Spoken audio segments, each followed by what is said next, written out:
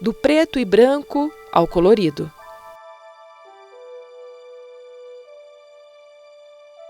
Da versão impressa à memória oral.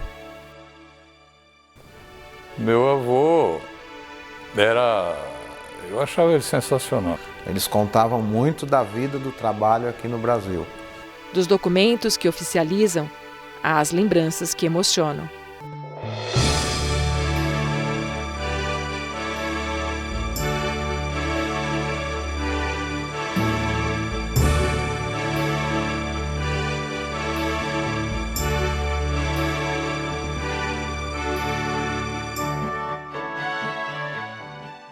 Quando eles foram para Piracicaba, eu acho que foi na Primeira Guerra, que eu lembro eles dizerem que naquela época eles usaram álcool nos veículos.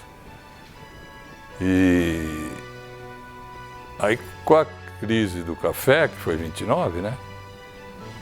Eu acho que começou a plantar uma caninha, fazer uma pinguinha, e aí começou. Mas eu me lembro dele. Ele era muito alegre, assim, contava causo. E a Zaira era séria, assim, gostava de ficar trabalhando. Trabalhando, fazendo bolo, lavando roupa. Tanto que eles me chamavam de Zairinha quando eu era pequena, porque eu tinha mania de fazer bolo e lavar roupa, e lavar as coisas. Eu tenho uma memória, assim, muito boa, porque, na verdade, eu nasci praticamente aqui em Ribeirão, mas eu fui criado na usina. Então eu fui criado muito próximo ao meu avô, ao meu pai, que trabalhava lá, minha tia sempre também junto conosco, a família inteira sempre juntos. E eu tenho uma memória assim, é uma coisa que marcou na minha vida e vai ficar marcado, porque o que a gente viveu e passou lá na usina, todo mundo junto, a família, com o vovô e com todos os primos reunidos, foi assim, foi muito marcante para mim. O Dr. Orlando, para mim, foi uma figura, assim, um exemplo de ser humano. Eu estou muito feliz de poder estar falando dele aqui. Eu convivi muito com o meu avô, com o tio João, o tio Constante menos. Meu pai faleceu muito cedo, ele tinha 42 anos. Então, a gente morava na usina e a relação da moradia na usina, todo mundo morando perto, então eu vivia na casa de todo mundo. Eu me lembro muito bem de como é que era essa relação casa-trabalho para os italianos, que é muito diferente de hoje em dia, né? O pessoal acordava e ia dormir trabalhando de segunda a segunda. Da imigração aos dias de hoje. A história de uma família.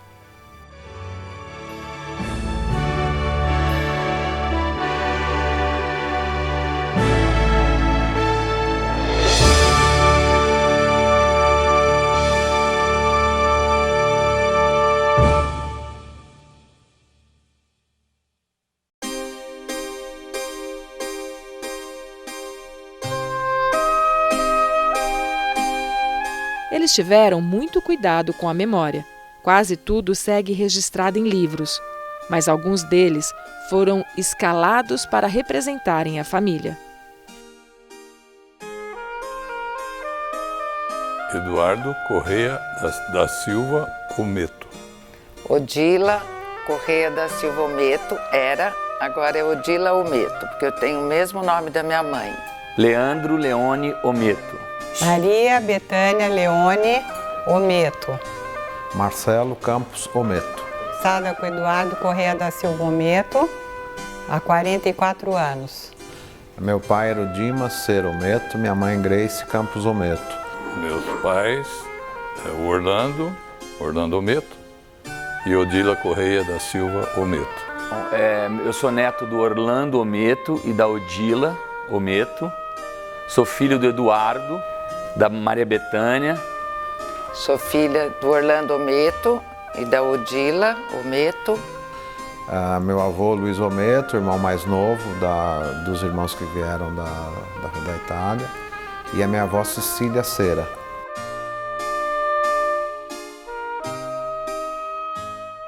Caterina foi a matriarca que ficou viúva cedo com os filhos Constante, Carolina, José, Pedro, Jerônimo, João e Luiz. Eles chegaram, 3 irmãos nasceram na Itália, mais 4 irmãos nasceram aqui no Brasil. Meu avô foi o mais novo deles. A minha família veio em 1877. 1887, quer dizer. Em 1901 morreu o meu bisavô Antônio, que era casado com a Catarina. E o meu bisavô morreu, o meu avô era o mais velho, o meu avô tinha 18 anos.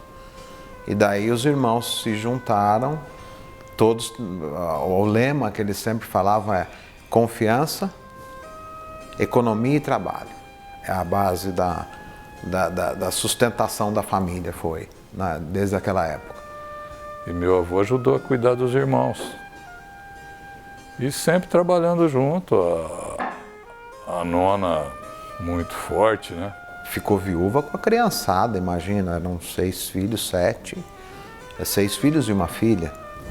Então, ela que capitaneou toda essa doutrina da família no começo, né? Porque não era fácil tocar a vida. Vamos pensar numa fazenda de café onde todos trabalhavam lá em Amparo e sem marido naquela época. Ela era uma pessoa muito forte. Eles chegaram, na verdade, para trabalhar na lavoura de café, né? Conseguiram comprar uma pequena sítio, eles chamavam de fazenda, que era na Água Santa, e todos trabalharam lá até na década de 30. Eles foram para a região, primeiro foram a Amparo, depois foram para a região de Piracicaba, onde eles se fixaram. O meu pai nasceu lá, era uma fazenda que hoje é da família, e era tipo um bairro, era uma fazenda muito grande de café, que chamava Água Santa.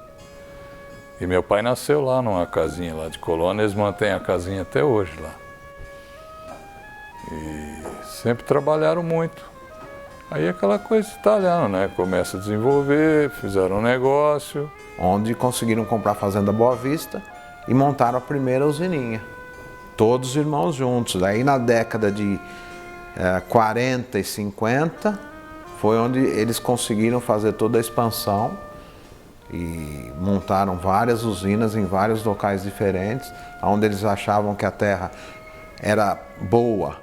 Eles buscavam terra boa, clima bom e foram montando usinas. Montaram a usina da Barra, em Barra Bonita, compraram a São Martinho em 1947, a Iracema foi montada em 1937, foi para Santa Cruz, a São João, a Santa Lúcia. Então eles iam montando e cada irmão ou 2 irmãos iam para um lugar diferente e tocar aquele negócio novo que tinham aberto. No nosso grupo, que é o Grupo São Martinho, seriam 3 irmãos, né?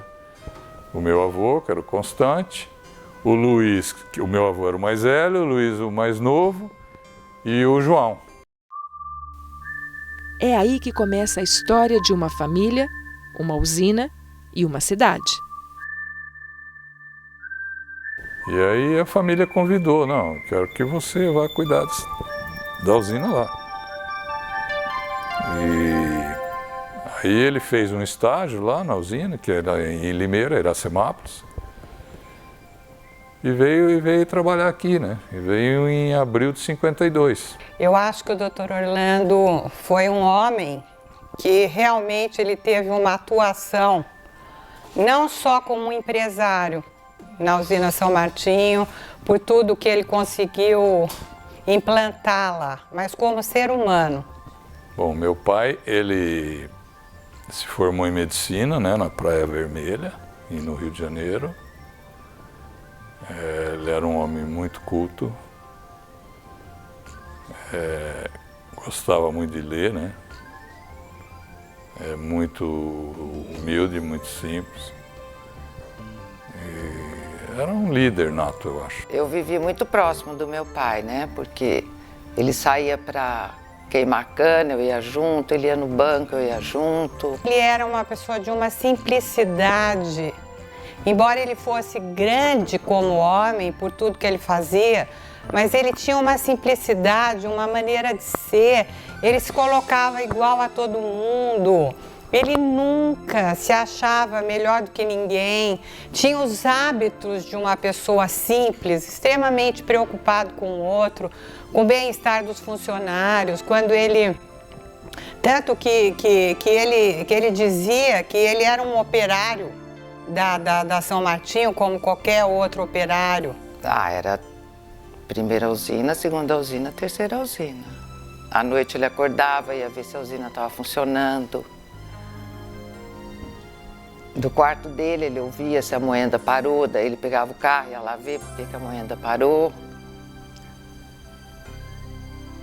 Era dedicação total.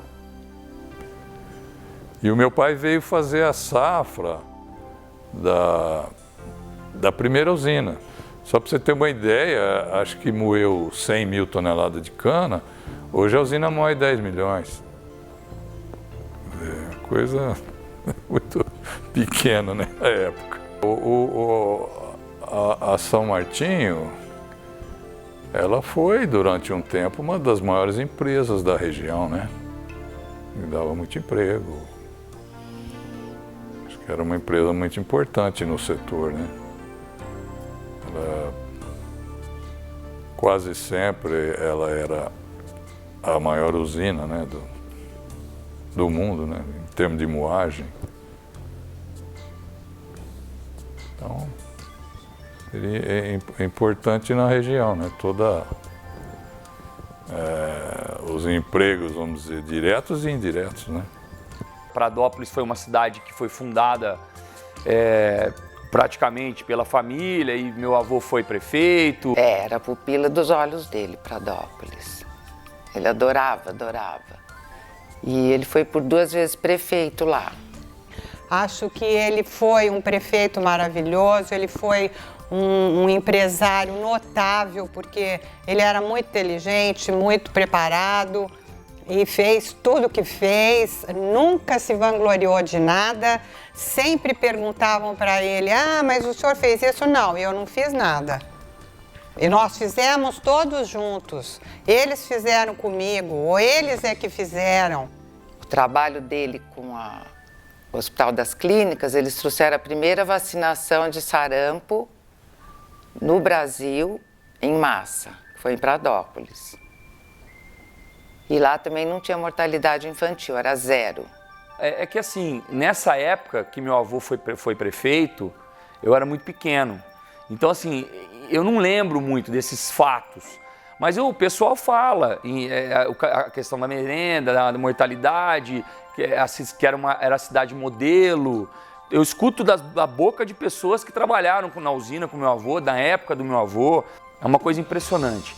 Aonde eu passava, todo mundo falava, nossa, homem igual ao seu avô aqui não existiu. A sua família, o que fez para Pradópolis, nós nunca vimos uma igual. Tudo que vocês fizeram para cá. Depois que eles dizem a usina, porque a usina apoiava quando eles estavam no comando da usina, a usina sempre estava em contato direto com a cidade.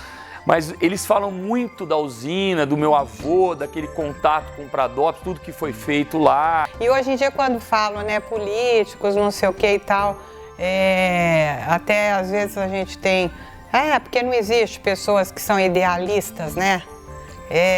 Eu conheci uma pessoa que era idealista, era um político impecável, era um grande humanista, um homem que só fez o bem e pela comunidade. Ele tinha esse senso de promover um bem geral. Não é que ele pensava nele, uma coisa egoísta. Ele queria que todos ficassem bem. Eu acho que o grande legado que o Dr. Orlando deixou foi essa postura de um homem simples, mas muito competente, um grande humanista.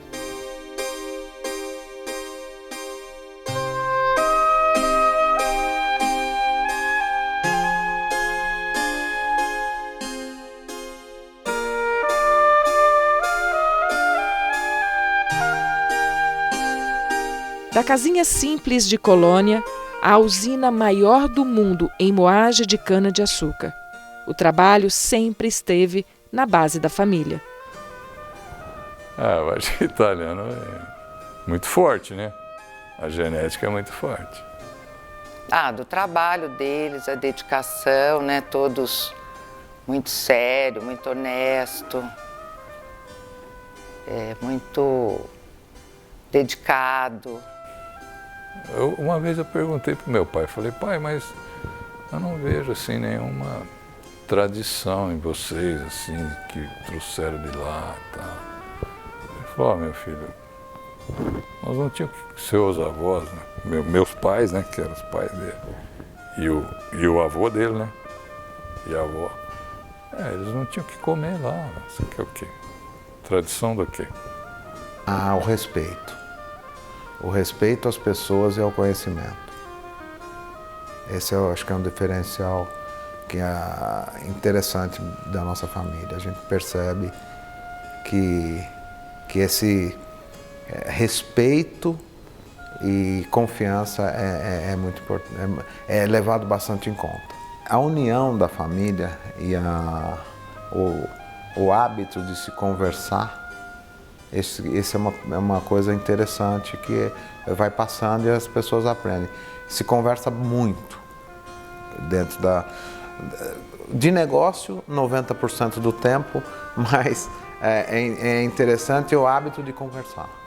A gente, entre nós, eu me relaciono muito com a segunda e com a terceira geração, porque eu estou meio no meio delas. E a gente conversa que no mínimo 2 ou 3 vezes por semana eu estou conversando com pessoas da segunda geração e da terceira quase que todo dia.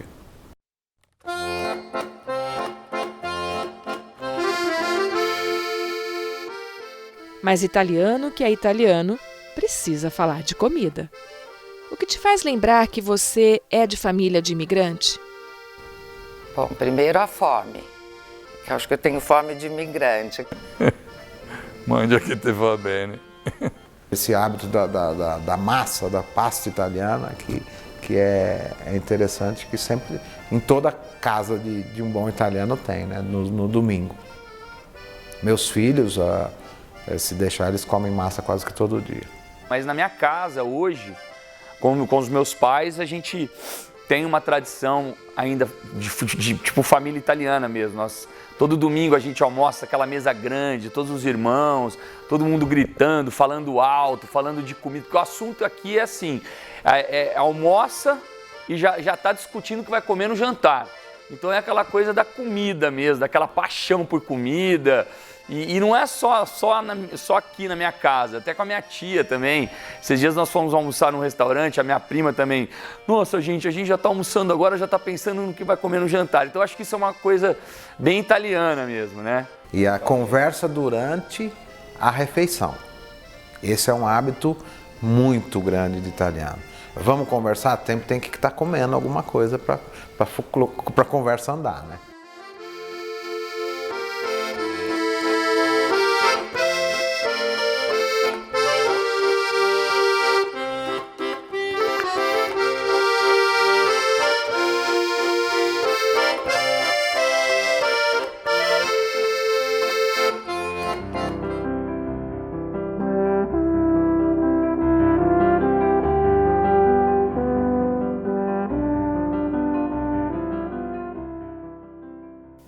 E para terminar, as histórias que não estão nos livros.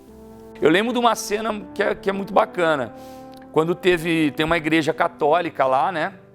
E isso eu não esqueço também, uma cena... E meu avô, acho que era prefeito, né? Meu avô era prefeito e quando foi construir essa igreja, eles me levaram para colocar a pedra fundamental lá, que é onde vai nascer a igreja. E eu pequenininho, até meu pai trouxe as fotos esses dias aí, que achou não sei aonde, eu pequenininho, colocando lá, cheio de gente e tal. E quando eu comecei a trabalhar na São Martinho, eu cheguei para ele e falei, pô, o que eu vou fazer? Ele falou, você vai andar.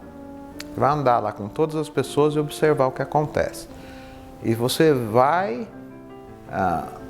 olha tudo e no fim de semana você vem almoçar comigo no domingo e você escreve tudo o que você viu, tudo o que você achou certo, tudo o que você achou errado e por quê. E me fala, só isso. Eu falei, mas eu quero saber o que eu vou fazer. Ele falou, você vai fazer isso.